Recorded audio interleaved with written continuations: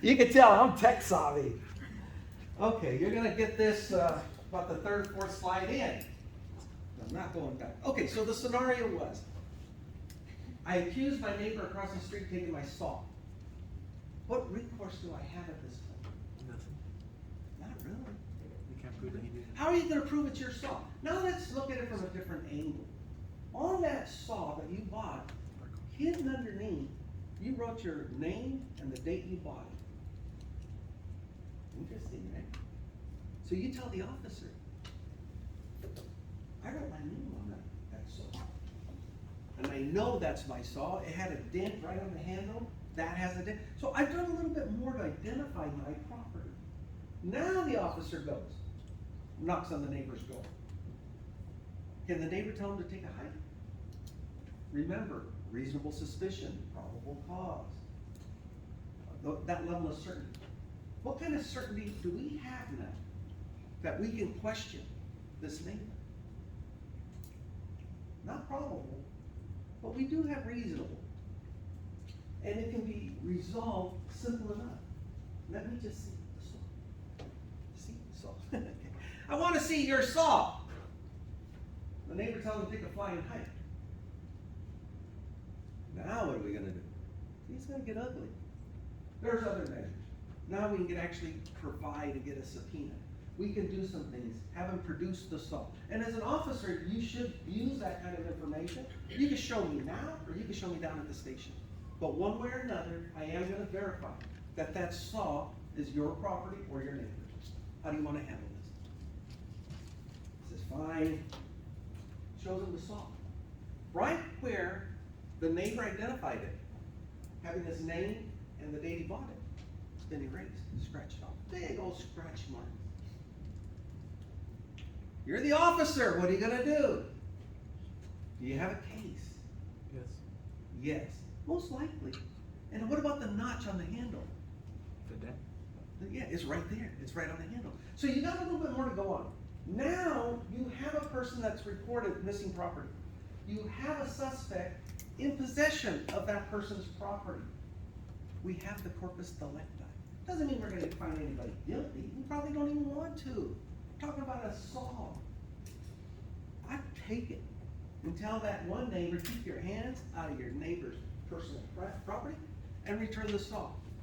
Leave it at that. That's enough. We don't want to pollute the courts with these frivolous types of cases. But sometimes they do.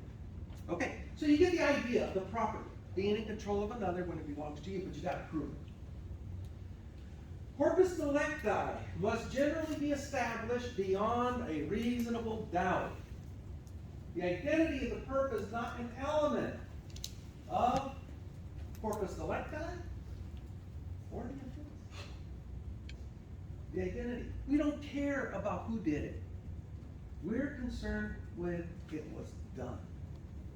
That's the corpus delicti approach. The fact that a crime has occurred can be established without having any sense of who committed it, and it happens all the time. Think of hit and run. Just happened to me. No! Why did I say that then? What happened?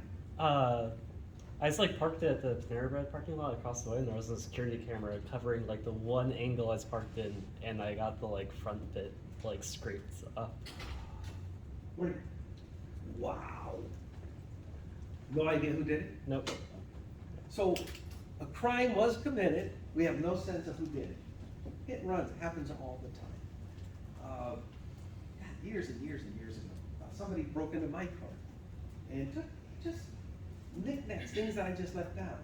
Could have been even more than $20 worth of things. And they took it. I have no idea who it was. I think it was probably kids. But that sense of being violated, if you've ever had anything taken from you like that, whether home invasion or somebody broke into your vehicle and took something from you, not a very good feeling. Now, believe it or not, my barracks room got broken into, and I never done anything. Believe it or not, while I was at the academy, 1983, right? Nobody's born yet. I'm at the academy, and the commander comes in and calls all of us down to the hall to address a crime that had just happened.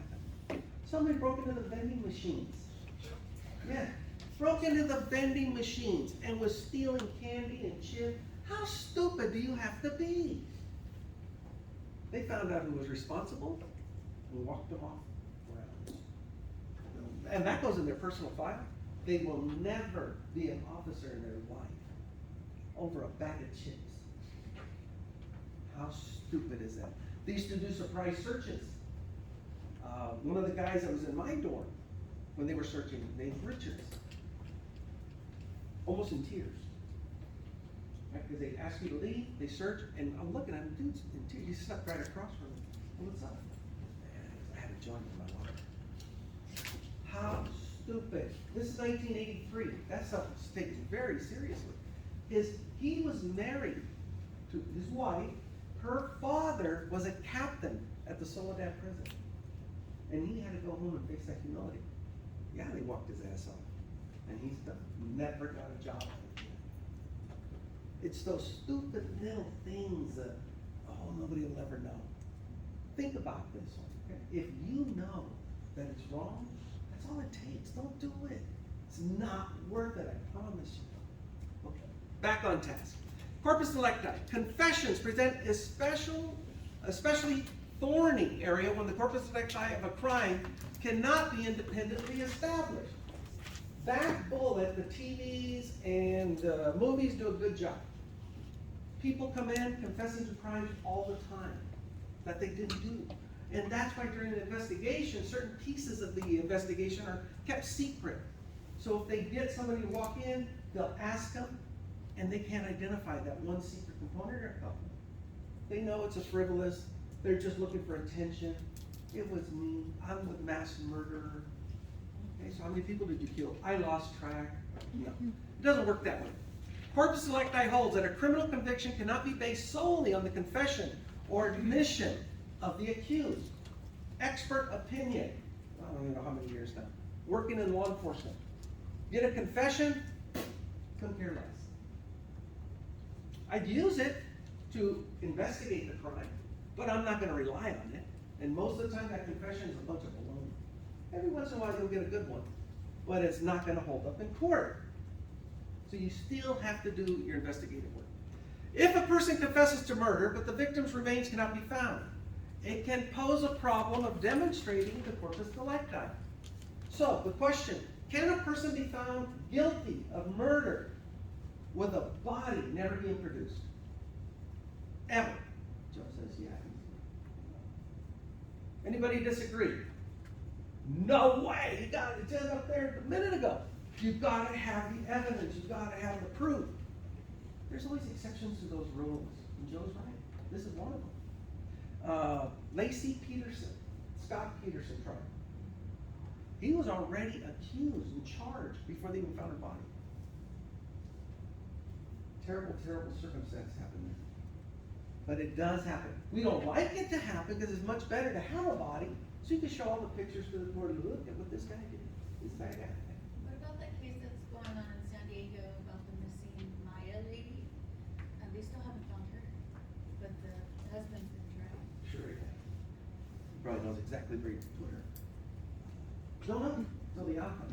One thing, current events, guys, good question. I don't watch the news. I'm very restricted how much news I'm allowed to watch at home. Yeah, I throw things at the TV. I get angry, my blood pressure goes through it, especially during an election year. Okay, I cannot be around the TV with news. So I gotta watch everything recorded and things like that. It's just better for my health. Most states will not permit a confession to stand alone as the basis of a criminal charge without independent corroborating evidence. You gotta have the proof to substantiate the confession. Confession by itself, worthless. Infamous case, Miranda versus Arizona. Not only does a person have to be advised of their rights, they gotta acknowledge understanding their rights. Miranda confessed. And he was a no good guy, don't get that wrong, he was a scumbag. But he confessed to a crime, got thrown out of court. It didn't look good at all, but it established what this last bullet is telling you. Confessions alone are not that good. They can be coerced. A defendant can be manipulated. Okay, I don't like using the word torture, but there's been cases where they've been put in a highly lit room, deprived of a bathroom, water, for hours and hours and hours. By that point, well, great. Just tell me what I did and I'll confess to it. That's what they're trying to do. Determination of the corpus delicti of a crime is also important. It will generally be prosecuted in the location where the crime is committed, where the corpus delicti of the crime exists. That's called the venue, V-E-N-U-E. The venue, the court closest or in the county where the crime is committed. They have jurisdiction over that case. Federal courts and a few state courts have abandoned the requirement of establishing corpus delicti of a crime because doing so is not always possible. Multiple crimes crossing state lines. Criminals don't care what county they're in.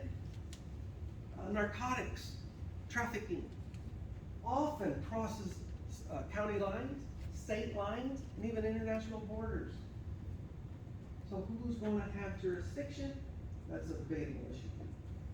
Some attempted crimes, some high technology crimes, conspiracies, crimes such as income tax evasion, make the corpus delicti requirement not only difficult, impossible. Impossible. Anybody ever been hacked? No, just me. Okay. Yeah, it's embarrassing. Yeah, it was stupid. I couldn't believe it happened. But yeah, I got hacked. Did they ever catch the people responsible? No.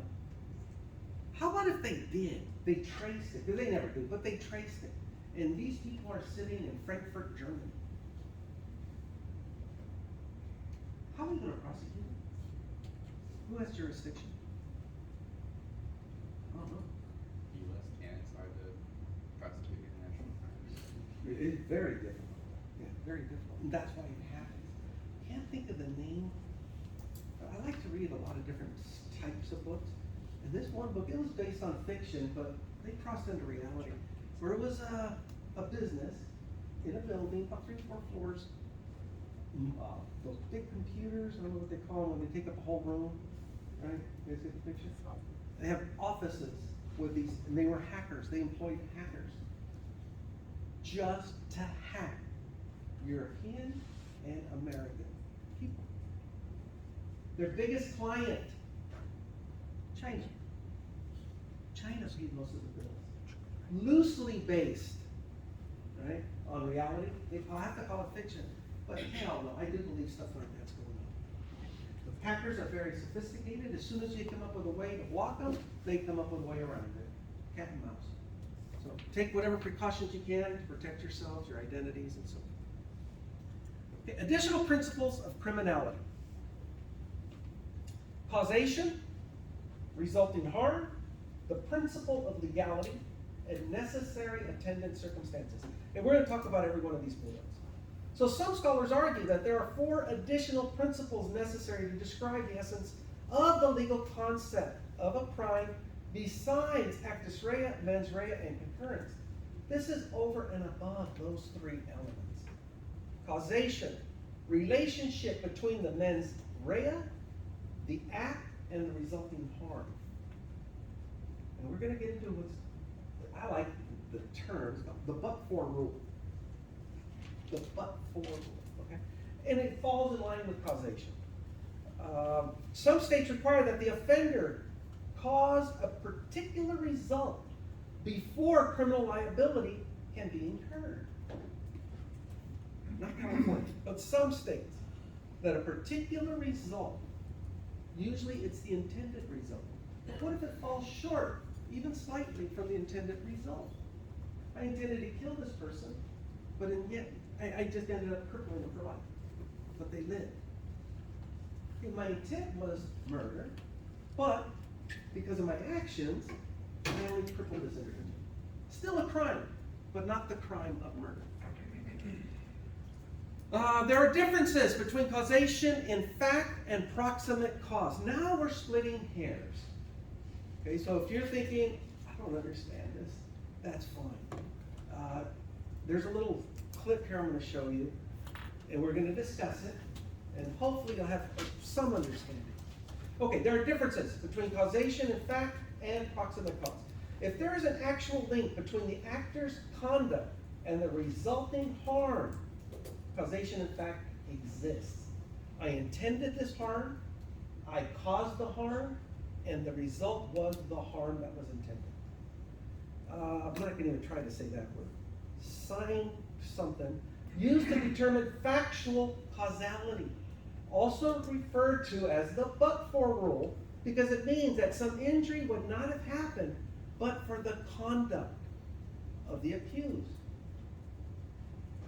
Got my little handy dandy gun right here. I'm doing target practice. I don't want to cause harm to anyone. I'm just shooting targets.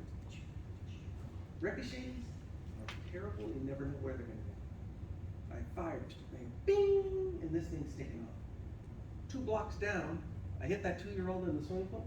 Remember that little guy? I like that. Bam, right in the butt. So he caught around right to the right cheek. I never intended that harm. I was just targeting practice to shoot. However, if I had not been shooting that day, that kid would have never caught around to the backside. That's what they consider but for. But for my actions, but for the ricochet, couple of but fors. How about if the kid wasn't even in the swimming pool? But for the kid happened to be in the swimming pool at that time, at the right angle. A lot of things had to take place. Factual causality. Look at the domino effect. And I have a feeling this video, because I watched one the other day, it actually shows dominoes. Maybe this is it.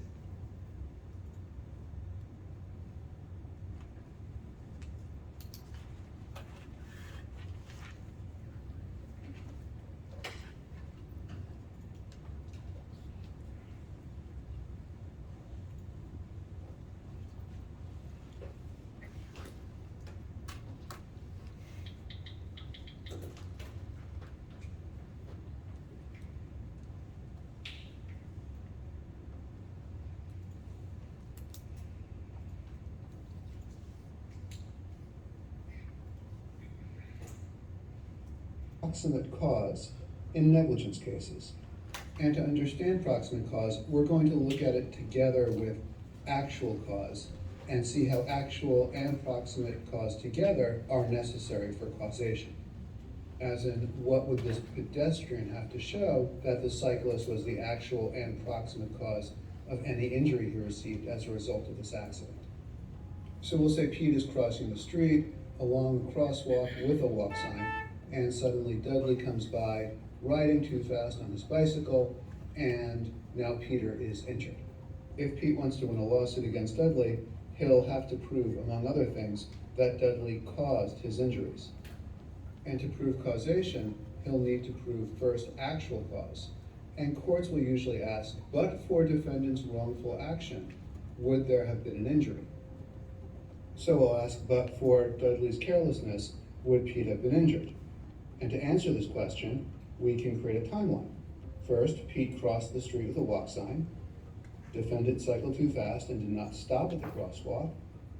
And then there was an injury to Pete, which resulted from the collision. But if Dudley hadn't cycled too fast, and he'd remembered to stop at the crosswalk, Pete would have been just fine. So we can say, Dudley actually caused the injury, because but for his actions, Pete would not have been hurt. So now let's look at proximate cause. So for actual cause, we asked whether, but for defendant's action, would the injury have occurred? However, for proximate cause, we need to know whether defendant's actions were sufficiently close in time or sufficiently close in space to the injury. Also, is this the type of injury we would expect to result from defendant's wrongful action? And here, yes, Dudley cycling too fast through the crosswalk and hitting Pete all happened in close proximity in time and space. And it is just the sort of injury we would expect from Dudley's carelessness when he rode too fast. So it seems fair to say that Dudley's actions were both the actual and proximate causes of Peter's injuries. But let's change the story And we'll say Pete is crossing the crosswalk with a walk sign. Dudley rides through dangerously, but Pete jumps out of the way. And Peter is really happy because he's lucky to have not gotten hurt. And just as soon as he can, he calls his friend to tell her how lucky he was. But just as he was about to make the call, lightning strikes and hits the phone. The phone explodes and Pete is injured. So now, if Peter sues Dudley, can he prevail? Well, we can start with actual cause, and our facts are plaintiff crossed the street with a walk sign. Defendant rode through the crosswalk without stopping. Plaintiff was so happy defendant missed him that he decided to make a phone call, and then he was injured when lightning hit the phone. So in this case, if defendant had not rode through the crosswalk carelessly, plaintiff would not have felt the need to make that phone call. And so it seems likely if he had not taken out the phone, he never would have been struck by lightning. As a result, there seems to be a strong argument that Pete can prove that Dudley was the actual cause of his injury. But was Dudley's carelessness the proximate or legal cause? That seems to be unlikely. There was a whole series of events that led to Peter getting hurt, and a lightning strike to a phone is just not logically connected to a defendant riding carelessly with his bicycle. As a result, when it comes to proving causation, a court will likely reject Pete's case because Peter can't prove that Dudley's actions were the proximate cause of his injuries. To summarize, to prove liability, plaintiff must show that defendant's actions were both the actual and proximate cause of his injury. The defendant's wrongful action is the actual cause of an injury if, but for his actions, plaintiff would not have been hurt. Proximate cause requires a sufficiently close relationship between the defendant's wrongful action and plaintiff's injury.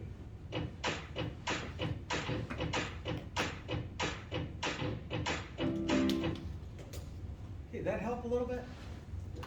Yeah, I figured that would.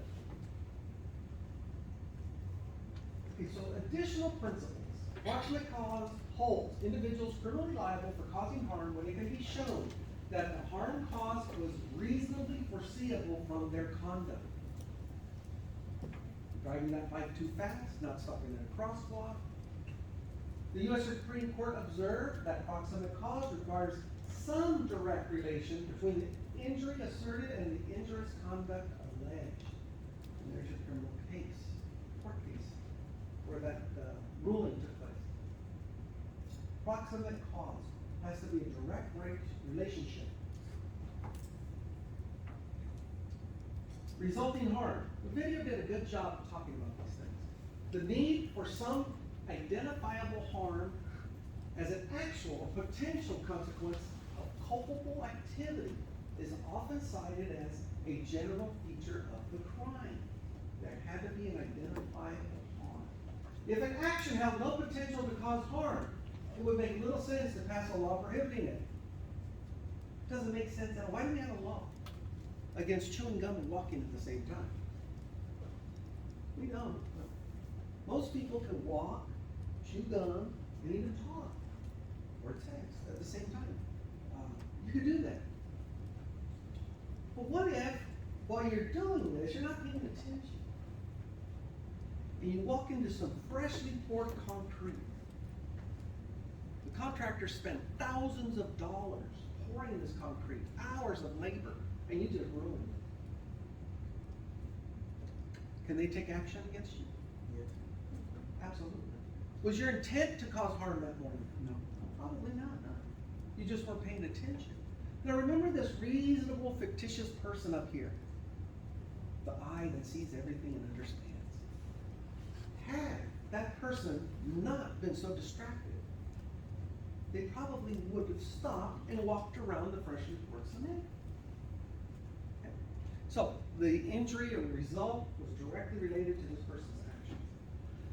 Social order offense, a type of criminal law violation in which parties to the crime willfully participate and in which the element of harm seems remote. Also called victimless crimes. Social harm can be caused by the crime. Victimless crime. What is a victimless crime?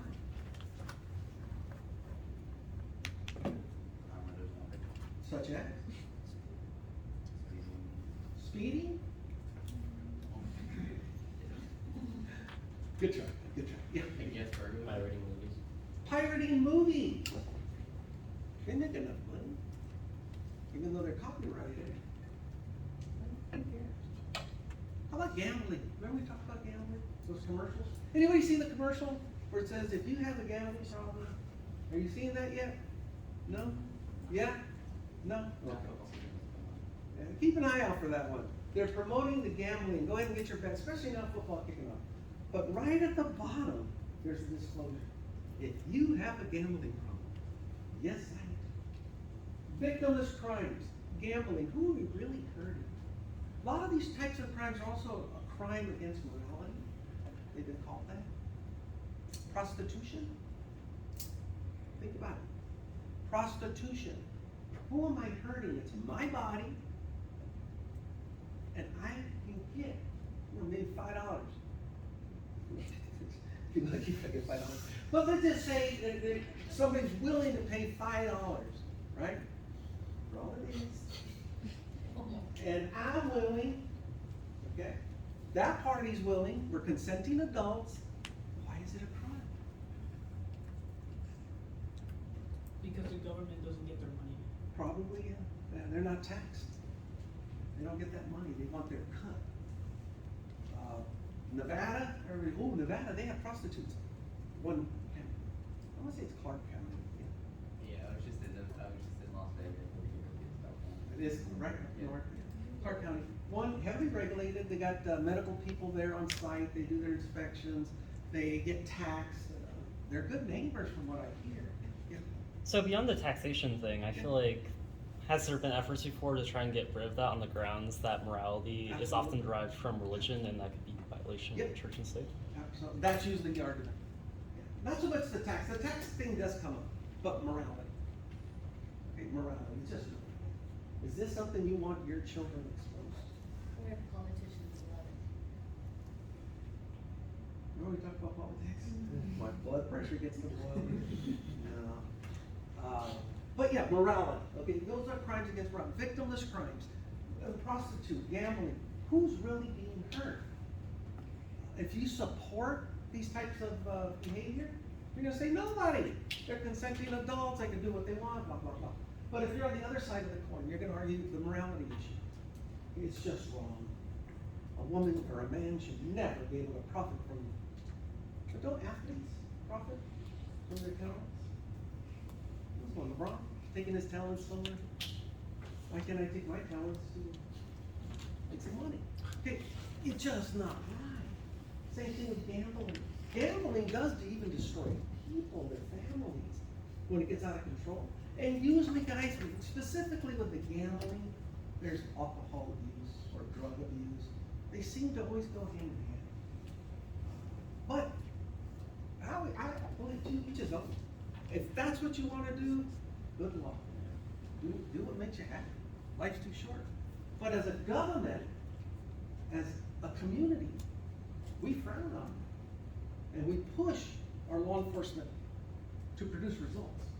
Sacramento, this back in the, I think it was 70s, late 70s, me and my buddy were driving Old Sac. Anybody ever been to Old Sacramento? Oh, it's awesome, beautiful town. And we were just out looking for parties, having a good time. I think I was like 17 at the time. And we were having a good time. And he goes, oh, let me show you this.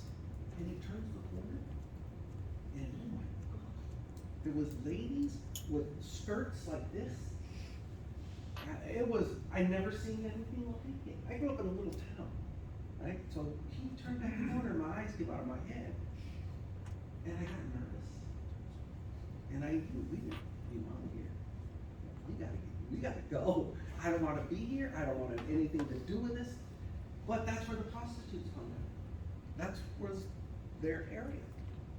Months later, came out in the newspaper. We didn't have phones. It was in the newspaper, printed once a week of the Tracy Press. Big article, lower part of the front page. Sacramento PD cracks down on prostitution. Oh, that must have been the place we were at. So I read the article. And sure enough, that the citizens that lived in that community had it with them. So they went down to City Hall, pleaded, and law enforcement went in, did a clean sweep, moved them all out. So I called my buddy on a landline, and the coolest thing about having a landline phone is if you had a long cord, so you can go across, maybe you can close the doors, you talk to your girlfriend or your friend. And I asked him, hey, what the heck's this article I just read? They moved your friends. And he goes, no, he goes, they moved them, he goes, but they just went down a couple blocks. I said, are you serious? Yeah. And law enforcement called that a big win for the community. He goes, no, they just moved them a couple blocks.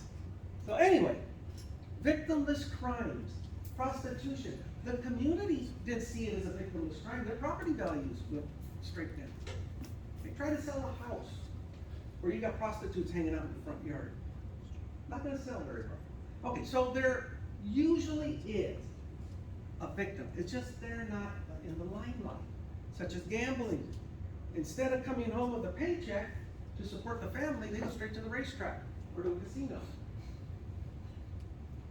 Now the government has to support those kids. That's you and me. So there are victims. Whatever you believe, there's always two sides of the issue. Just familiarize yourself with both before you make a decision which way you lean. When a particular result is specifically by law as a necessary element of a given crime, a successful prosecution requires both a concurrence of mens rea and the act, as well as a concurrence of mens rea and the resulting harm. See, so we started with the three elements: mens rea, actus rea, concurrence. Now, if you read that bullet, we just added the resulting harm. Even if the harm that results from criminal activity is different in degree from the intended harm, that concurrence requirement is still met. I didn't mean to break his shoulder. I just wanted to punch him because I don't like it. He fell and broke his shoulder. Still my fault, but that wasn't my intent. Now, since I'm punching people, if I punch somebody,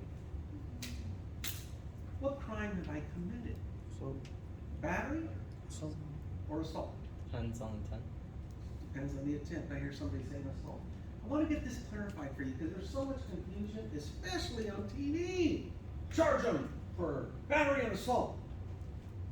One or the other. They're two completely different crimes. Battery, I make contact. Okay, I actually hit somebody, I cause them harm. Assault is just the intent. My intent was to cause the harm, but I missed. Done. So that's why they call it assault and battery? Why they charge it now? Battery, there still has to be conduct, and it's one of the other. Okay. Unless they want to stack charges, but it'll get kicked out. Okay, so assault, the intent. Battery, contact. Keep that locked up. Principle of legality holds that behavior cannot be criminal if no law exists that both defines it as illegal and prescribes the punishment. That's the very simple concept. There has to be a law. And if you break that law, there has to be a consequence. The need for a specified punishment is also part of the principle of legality. And as being intelligent individuals, we want to know what that punishment is before we commit the crime. Okay? We want to know. Because if I go in and I do something, and I know I'm only going to go to the county jail for a month, maybe it's worth it. The deterrent's not enough. But maybe if I do something and I get caught, I'm going to go to jail for a year. Not ready to do a year. I could do a month, but I don't want to do a year. So I'm not going to do this. Ex post facto, yeah. What if you make what if it's like a crime that is not a crime yet, but you do it so badly that you make it a crime, will you still be punished for it? We'll talk about that. No, you can't be. But they have it's called bright line rule, and we're going to talk about some of those things that it's not a crime yet. And like marijuana. Marijuana, if you were busted before it became legal, right? But now it's legal.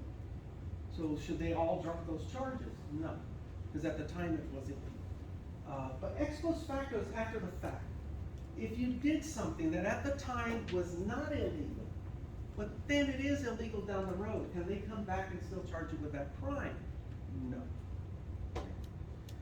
One that makes an action done before the passing of the law criminal and punishes such action, aggravates a crime or makes it more serious than it was when committed. So if you committed a crime and the penalty for this crime was 1 year in the county jail, and you committed the crime when that was the punishment, next month, that same crime is now punishable by 10 years in the county jail. I'm glad I did that when it was only a year. Now, if the DA really wants you, they'll dismiss the charges, refile, start a new date. Now we got you for the 10. Remember, there's always an exception, always. Ex post facto inflicts a greater punishment than existed in law did at the time the crime was committed. After the legal rules of evidence and requires less or different testimony than the law requires, so it even affects the trial, the proceeding. Inflicts greater punishment than existed in law at the time of the crime. Alters the legal rules of evidence, requires less, more, just different testimony than the law required at the time of the offense. So that affects the proceedings, not just the crime, not just the punishment.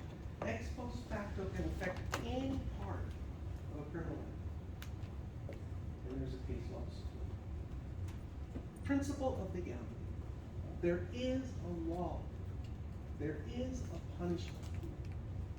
That's the main takeaway. Ex post facto is after the fact. Clear examples of a violation of ex post factos are statutes that declare an act criminal after the act occurs, and those that increase the penalty for a crime after the act occurs. You can't do it unless that's weird. It's my wife. She never calls. She knows I'm. Answer. You can't. It's in the middle of the picture. Sorry, honey. I'll try a little bit. Will of attainder? Right. I'm not gonna call it. Give me a minute, guys. And then I'll show you this video.